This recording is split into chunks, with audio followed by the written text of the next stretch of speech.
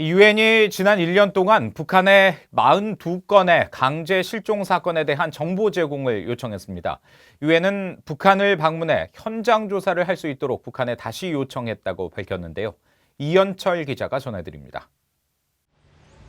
유엔 산하 강제 실종 실무그룹은 유엔 인권이사회 제출한 보고서에서 지난 한 해 동안 북한에 정보 제공을 요청한 강제 실종 사건이 42건이라고 밝혔습니다.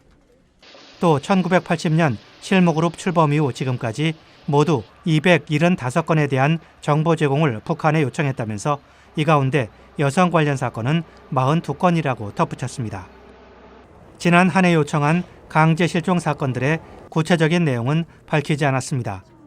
하지만 앞선 보고서들에 따르면 1960년대와 70년대 북한에 끌려간 어민들이 17명으로 가장 많았습니다. 또 한국전쟁 초기 북한에 끌려간 16명과 북한 주민 3명, 중국에서 강제 복송된 탈북민 2명 등이 뒤를 이었습니다.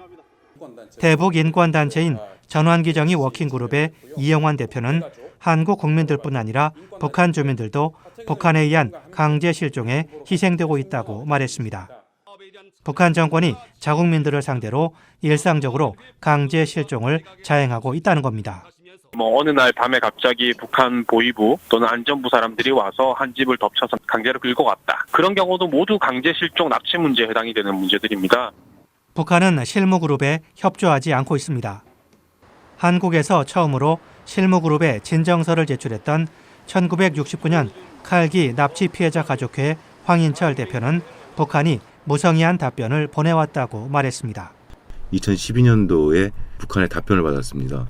강제 실종에 해당되지 않는다. WGEID의 스타를 인도주의적 상황이 아니다. 북한의 적대 세력에 의한 대결 책동의 산물이다라고 하는 답변을 주었습니다.